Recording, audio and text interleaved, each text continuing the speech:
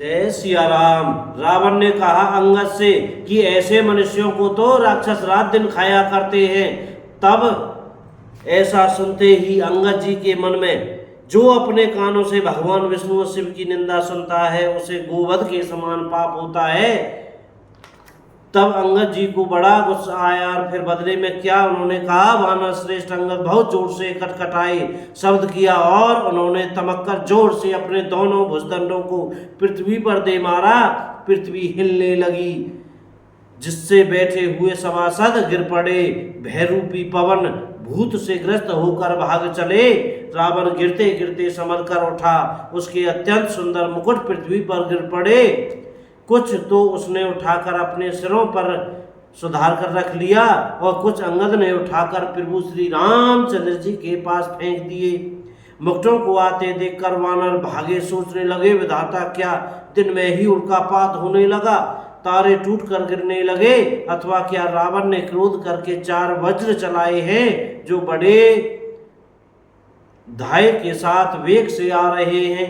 प्रभु ने उनसे हंसकर कहा, मन में डरो नहीं, ये न उल्का है न वज्र है और न केतु या राहु ही हैं। अरे भाई, ये तो रावण के मुकुट हैं जो बाली पुत्र अंगद के फेंके हुए आ रहे हैं। पवन पुत्र श्री हनुमान जी ने उछलकर उनको हाथ से पकड़ लिया और लाकर प्रभु के पास रख दिया। रीछ और वानर तमाशा देखने लगे। उनका प्रकाश सूर्य के समान था। वहां सभा में क्रोध युक्त रावण सबसे क्रोधित होकर कहने लगा कि बंदर को पकड़ लो और पकड़कर मार डालो। अंगद यह वचन सुनकर मुस्कुराने लगे।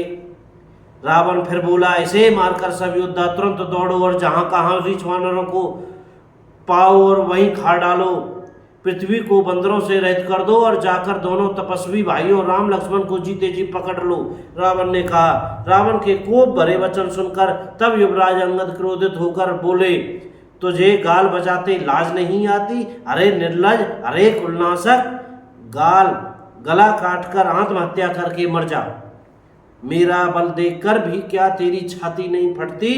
अरे स्त्री के चोर, अरे कुमार पर चलने वाले, अरे दुष्ट, पाप की राशि, मंदबुद्धि और कामी, तू सन्निपात में क्या दुर्वचन बक रहा है? अरे दुष्ट राक्षस, तू काल के वश हो गया है।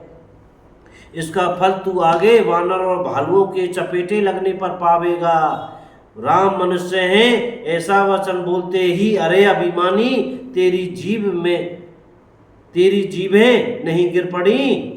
इससे संदेह नहीं है कि तेरी जीभें अकेले नहीं वरम सिरों के साथ रणभूमि में गिरेंगी।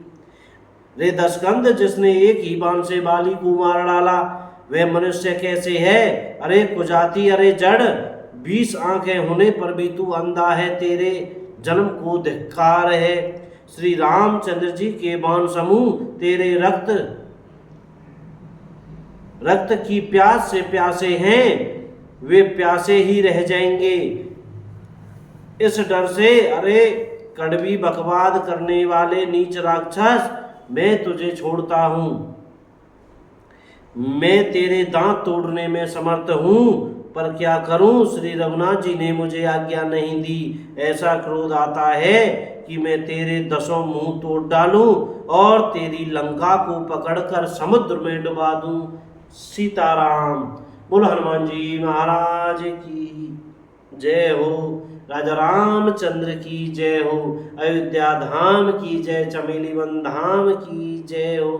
भैया बोलने पढ़ने में कहने में सुनने में कोई गलती हो रही हो तो कृपया क्षमा करते रहिएगा और मुख से सीताराम सीताराम बोलते रहिएगा। भैया जय राम जी की।